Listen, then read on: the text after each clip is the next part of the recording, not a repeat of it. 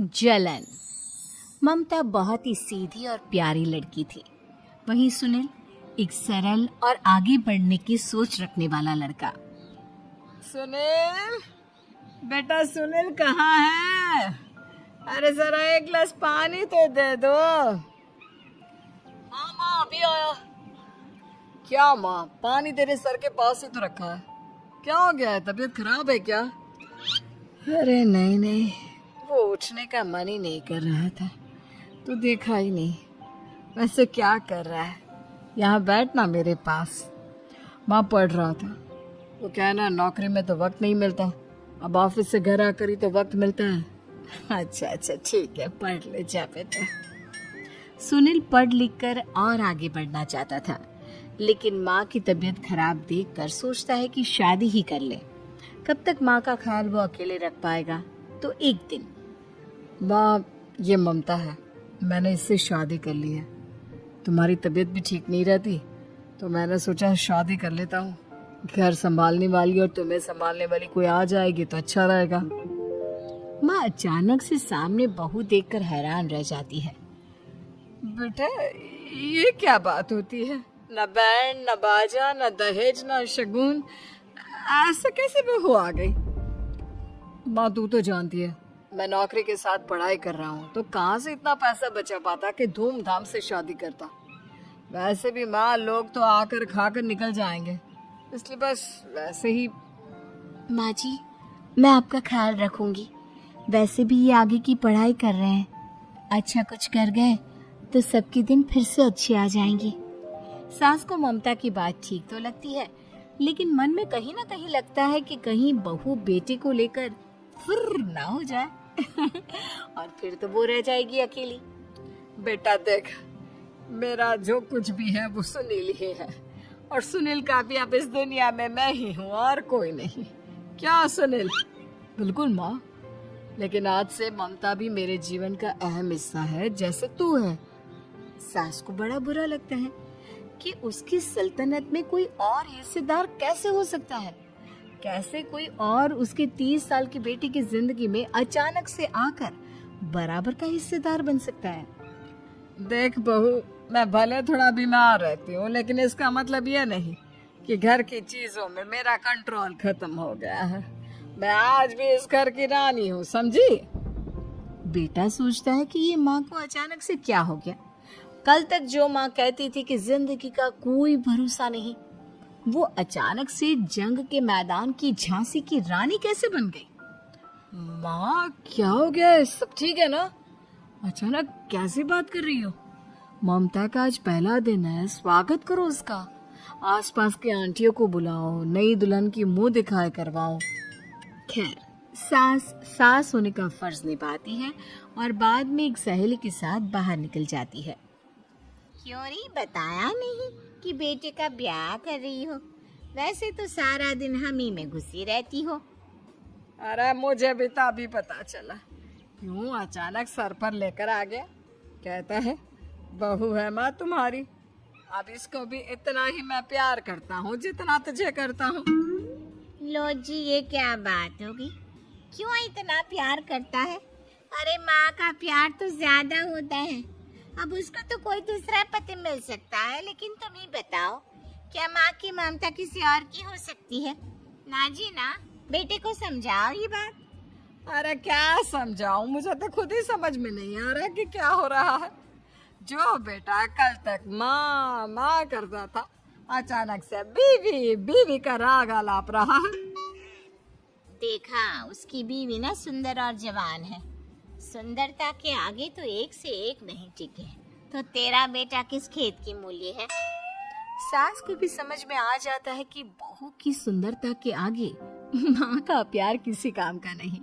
उधर बीवी, ए जी, अम्मा जी सहेलियों को छोड़ने गई थी, अभी तक आई नहीं, हम देख आए क्या? अरे रहने दो ना, आ जाएंगी। कहाँ जाएंगी, उनकी आदत है, एक बार जाती है तो पूरी पंचायत खत्म करके ही आती है। अच्छा ही है, खाना वाना खा कर गई होगी। छोड़ो ना, घूमेगी तो खाना पचेगा, नहीं तो ऐसे ही खाट पकड़ लेगी। बहू भी शांत हो जाती है। उधर सास सोचती है कि आज थोड़ा देर से ही घर जाती हूँ, जब बेटा परेशान होकर ढूंढेगा तब मजा आएगा। बीवी को खुद ही पता चल जाएगा कि माँ के आगे उसकी दाल नहीं गलेगी। लेकिन वहीं दूसरी ओर घर पर, ए जी, माँ जी अभी भी नहीं आई। हमको तो घबराहट हो रही है कि क्या करें। जाकर पता करें किसी के घर।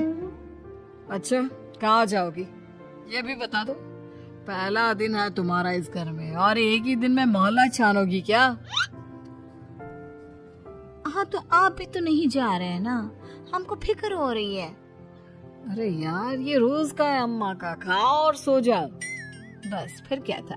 बेटा बहू खाना खाते हैं और कमरे में सोने चले जाते हैं। उधर जब सास को कोई देखने नहीं आता तो वो हार कर घर आ जाती है, जहाँ वो देखती है कि सारे घर की लाइट्स बंद है। सास को गुस्सा आता है। बहू, ममता बहू कहाँ हो? लेकिन सारे दिन की थकी बहू को ऐसी नींद आती है जैसे किसी ने भांग की गोली खिला दी हो। वो तो नहीं उठती। उठकर आ जाता है बेटा। तो क्या बात है अम्मा, काहे चिल्ला रही हो? अरे सो जाओ ना, सुबह की थकी है बहू, वो सो रही है। जोर से बोलोगी तो नींद खुल जाएगी उसकी। माँ को गुस्सा आ जाता है। फिलहाल तो सो जाती है, लेकिन मन ही मन ढेर सारा जहर बहू के लिए भरा होता है। सुबह बहू चाय बना रही होती है कि सास धीरे से गैस तेज कर देती है, जिससे चाय का बर्तन जल जाता है। और जैसे ही बहू चाय का बर्तन उठाती है उसका हाथ जल जाता है। मेरा हाथ जल गया। वो जोर जोर से चिल्लाकर इधर उधर भागती है कि सास थोड़ी देर में उसके हाथ में पानी डाल देती है। हाय रे बहू, क्या कर रही हो? पहली बार रसोई छुई हो क्या? सासू माँ गलती से गैस तेज रह गई थी और बर्तन जल गया, जिससे मेरा हाथ जल गया। हाय रे, कितना गंदा दाग। छी छी छी छी, मुझे तो उल्टी आ रही है तेरा गला हुआ मांस देखकर। तू ना मुझे अभी साथ से खाना मत लगाना। बहू भी खुद का हाथ देखती है तो उसे भी रोना आ जाता है। कुछ दिनों के बाद सास की सहेली आती है, बहू चाय बनाकर लाती है। उसके जाने के बाद सहेली कहती है, बहू की सुंदरता ऐसी है कि कोई भी दीवाना हो जाए। वैसे तेरे बेटे का क्या हाल है? अरे वैसा ही है, बहू के पीछे लट्टू। क्या करो, कुछ समझ में नहीं आ रहा। मैंने तो बहू के चेहरे पर दिवाली के पटाखे की चक्री फेंक दी, उसका पूरा चेहरा जल गया। अब देखो ना रही सुंदरता, और ना ही अब मेरा बेटा उसे पूछता है। अरे अब तो वो उसे छोड़कर दूसरी भी देखने को बोल गया है मुझे। बहू सारी बात सुन रही होती है। आंटी एक बात बताइए, क्या भरोसा है कि दूसरी सही आए और आपके अनुसार रहे? देखिए आंटी, मेरी सासू माँ को गलत बात सिखाने की जरूरत नहीं है। हमारा परिवार साथ में खुशी से रह रहा है। देख बहू, मेरी सहेली की बेइज्जती ना कर, वही अच्छा रहेगा तेरे लिए, समझी? बहू नहीं मानती है। वो बार बार उनकी सहेली को घर से निकल जाने को कहती है। तभी सास की सहेली पास के चूल्हे से लकड़ी लाकर बहू के चेहरे पर लगा देती है। बहू जोर जोर से रोने लगती है। अरे ये क्या कर दिया? मैंने कहा किया, ये तो तूने किया। तू ही नहीं चाहती थी कि बहू बेटे के साथ रहे, भला मैं क्यों करूंगी? मैं तो चली, निपटो। बहू रो रही होती है, दर्द से चिल्ला रही होती है, लेकिन सास उसे डॉक्टर के पास नहीं ले जाती। तभी पति आता है। क्या हो गया ममता? ये दाग कैसे लगा? तुम कैसे जली? ममता कुछ नहीं कहती, बस दर्द से करा रही होती है। पति माँ की तरफ देखता है। हो ना हो माँ, ये पक्का आपका काम है। आप ही ममता से जला करती थी ना। देखना माँ, अब पुलिस आएगी, केस बनेगा, लेकिन पहले मैं ममता को अस्पताल लेकर जा रहा हूँ। सभी अस्पताल जाते हैं, जहाँ डॉक्टर ममता की सास से कहते हैं, आपने तो नहीं जलाया ना बहू को? अब ममता की सास के तो पसीने छूट रहे होते हैं। वो घबरा कर कहती है, ना ना डॉक्टर साहब, कैसी बात करते हैं? हम क्या जलाएंगे अपनी बहू को? डॉक्टर ममता के पति से पूछते हैं, देखिए, क्योंकि ये ससुराल में जली है तो मामला पुलिस का बनता है, तो आप पहले पुलिस को बुलाइए, तभी इलाज पूरा होगा। सास डर जाती है कि अब तो बच्ची जिंदगी जेल में ही रहना होगा। रहने दीजिए ना, पुलिस को क्यों बुलाना? सारी हंसी खत्म हो जाएगी जब पुलिस के डंडे पड़ेंगे। बहू को जलाना भले ही बहुत आसान हो, लेकिन उसके बाद सारी जिंदगी जेल की हवा खाना। सास डर जाती है। पुलिस आती है। पास लेटी दर्द से करा रही ममता स्टेटमेंट देती है। तो क्या हुआ था, कैसे जली आप? ममता पास खड़ी सास को देखती है।